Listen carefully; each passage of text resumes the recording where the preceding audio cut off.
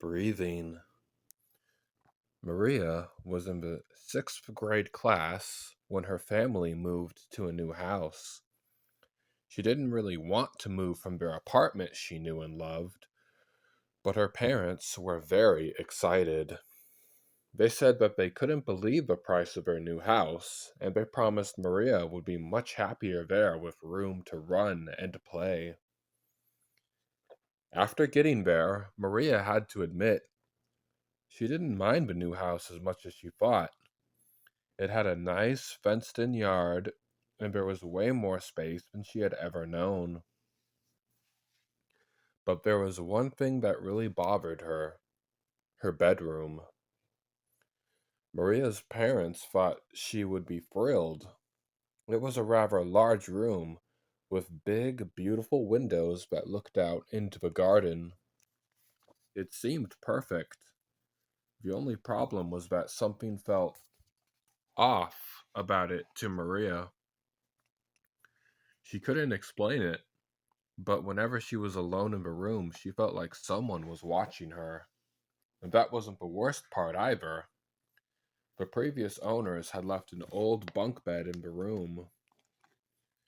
Maria's parents decided to leave the old bed in there, thinking Maria would enjoy it. But the old bed gave Maria the creeps. She tried complaining about it to her parents, but they just told her she was being ungrateful. This upset Maria, but there was nothing else she could do. So she tried her best to not think about it and went outside to play. And this worked, at least until it grew late and it was time for her to go to bed. Again, Maria told her parents that she didn't like the room, and she especially didn't like the bed. But they didn't listen. They told her to stop being difficult and to just go to sleep. Feeling defeated, Maria finally climbed into bed in the top bunk. After her parents tucked her in and said goodnight, she lied awake in the room. She was nervous, but after some time passed, the creepy feeling finally went away. Thinking it was her mind playing tricks on her after all, Maria closed her eyes and went to sleep. But a short while later, she was woken up by something. Maria found herself stirred awake by the sound of raspy breathing. Frightened, she very quickly looked around the room, trying not to make too much noise. Maria couldn't see anything that could be causing the sound. She listened more closely and realized exactly where it was coming from. The raspy breathing was coming from the bunk below her. Terrified, Maria jumped out of bed and ran as quickly as she could down the hall to her parents' room. "Mommy! Daddy! There's someone in my room!" she cried. Her father jumped out of bed and ran down the hall, fearing for a burglar. When he got to Maria's room, he searched it high and low, but never found any sign of an intruder.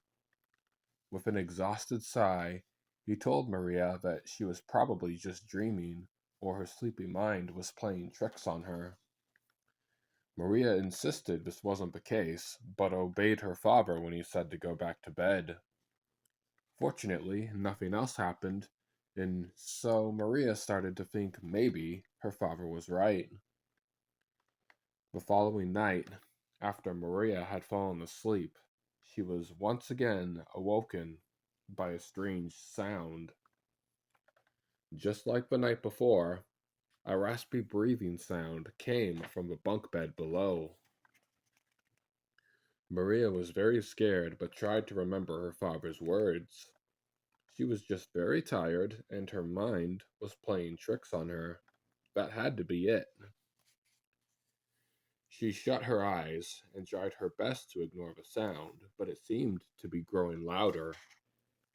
Maria wasn't sure what to do now. She was so scared, and the sound of breathing was almost deafeningly loud now, until it wasn't. All of a sudden, the sound of breathing just stopped. Maria's room was eerily silent. Finally, she opened her eyes. Again, there was nothing in her room, but she was far too afraid to look underneath her. The room remained unnaturally silent for another minute when Maria suddenly got a bad feeling in the pit of her stomach. Down by the foot of her bed, she could see a large pale hand reaching up from the bunk underneath. It had long, knobby fingers with overgrown nails. It moved very slowly, as if not sure if it had been noticed yet. Scared out of her mind, Maria very quickly pulled her feet back. She did this just in time, as no sooner did she pull her feet back did the ghostly hand snatch the spot where her feet used to be. In horror, Maria once again leapt out of bed and ran screaming down the hallway to her parents' room. Just like last time, Maria's father searched the room but found nothing. But Maria was so shaken up that she refused to go back to bed and ended up sleeping with her parents. The following night, Maria refused to go back into her room. She had told her parents about the ghostly arm, but neither one seemed to believe her.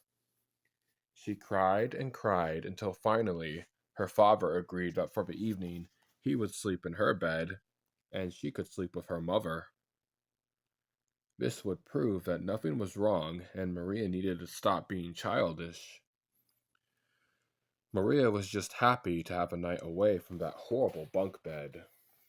She happily slept the whole night comfortably next to her mother.